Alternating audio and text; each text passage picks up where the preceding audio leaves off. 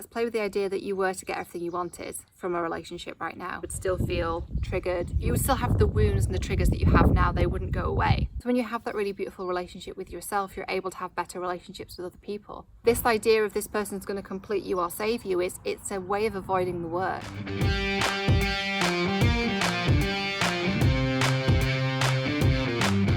Hey everyone, Cheryl here. Welcome back. Good to see you. This week we're talking about this whole concept, this whole idea, this whole limiting belief really, that we need this partner to fix us, save us, complete us, etc. So if this is you, it's likely you're going to fall into one of two categories. Over here we have the people who are already really successful, really established, already have a lot going on for them in their lives, and it feels like the partner is like the final frontier, the last thing, the only thing you haven't checked off your list. So that's the people over here. And over here we have the people who, you know, for you, your life isn't really where you want it to be, and that's hard and that's painful, and you feel like this partner, it's not that they're going to complete you, it's that they're going to save you because things in your life are not really going how you want them to go. So I'm going to speak to both, because they're both equally important. So let's speak first to this idea of the partner's going to complete me. They're the final thing that's going to, you know, complete this piece of the puzzle. The danger with that is that we feel like there's something missing, right? We feel like there's something missing, and we feel as though if only we had this person, then everything would be okay. And so we show up to dates and we show up to, you know, potential relationships like it's a job interview, and we try and get the job. We want to win it, and we attack it with the same fire that we would our career, and it doesn't work like that, because people are not jobs, and people are not they're not projects, they're not clients, they're not things to be won. And we start to objectify people. We start to objectify him or her. We don't really see them for them.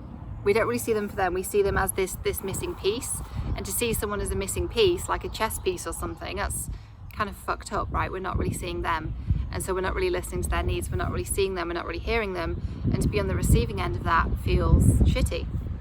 You can tell when someone's not really seeing you. You can tell when someone's kind of objectifying you because they think you look a certain way, or you're gonna appear a certain way to their friends, and they're kind of seeing you as a status symbol or something to be obtained. That doesn't feel good. And also, if you've ever been on a date with someone who is so desperate to be in a relationship, that kind of desperation and that leaning forward and that neediness and that clinginess is intense. So that is for Miss Lone Wolf, one of the 6 dating drama archetypes, which I have a course of that very name, so let me know if you want the details. Miss Lone Wolf tends to do that, right? She tends to attack relationships in the same way she does her career, and she feels like the man or the woman, whoever she dates, is like the missing piece. And then let's look at this group of people over here, the group who you feel like your life's not really going as you want it to, and so this person's going to save you. So that gets into the pattern of Miss Clingy, Miss Obsessed, and you become really clingy and you become really obsessed because you feel like this person is your savior. They're the person that's going to turn everything around, and they're the person who you feel is going to fix it all. And that's very codependent, right? Miss Clingy is a very codependent character, and so you're giving all your power away, and you're thinking that this person is going to make everything better and make everything all right. And so the way that I'd invite you to look at that is think of other times in your life when you felt like that, and you've really, really convinced yourself that you're going to feel better once you have the next job, or you get a better car, or you go on the holiday, or you buy the dress or the pair of jeans or whatever you've had your eye on, and you get it, and you maybe feel good for a little while, but then it doesn't change how you feel long term. And it's because only we can do that. Someone else can't do that for us. So let's play with an idea. Let's play with the idea that you were to get everything you wanted from a relationship right now, while you're in the Miss Lone Wolf archetype, or the Miss Clingy, or the Miss Obsessed. If you were to get everything you wanted, it would be the worst thing for you, because you're coming at it from the wrong perspective for the wrong reasons. And so things would still come up in that relationship. You would still feel triggered. You would still have the wounds and the triggers that you have now. They wouldn't go away. And you think they're going to, but they won't. And so we have to really nurture ourselves, right? And that's what I teach you in all of this, in my videos, in my courses, all of it. My whole goal is to teach you how to nurture yourself and help you find the answers within yourself. which is what most dating and relationship experts don't want you to know, that you have all the answers within yourself, right? And that's what I'm here to do, is help you to lead you to those answers and give you all my knowledge and theory so that you can find those answers within you, because you know you better than anyone else does. So when you have that really beautiful relationship with yourself, you're able to have better relationships with other people because you understand yourself better. And so let's say you were to get that relationship and then he or she goes off on a business trip, or they go out with colleagues after work, or there's someone at work that you think is, maybe hitting on them. Like, what's going to happen in that situation? Well, you still have all these wounds and things under the surface that really haven't been dealt with, these things that were pushed under the rug, swept under the rug, that are then going to come to the surface when you're in this relationship because you haven't dealt with your stuff. And so this idea of this person's going to complete you or save you it's a way of avoiding the work.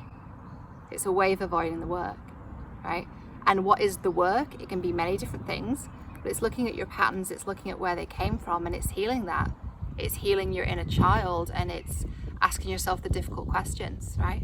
Whether you're being coached by me or whether you're doing the journaling prompts in my courses. That's why I include journaling prompts, because instead of me asking you, what was your relationship like with your mother or your father?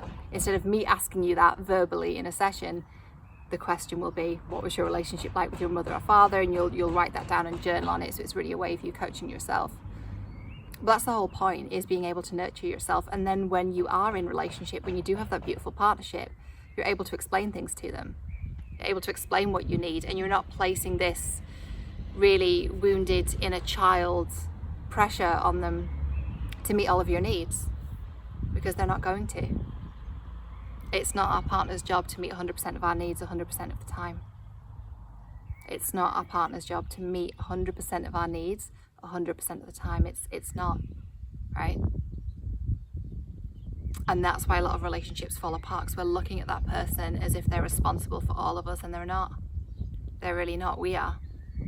And it's really beautiful to have that partnership and to have your needs met within that relationship, of course.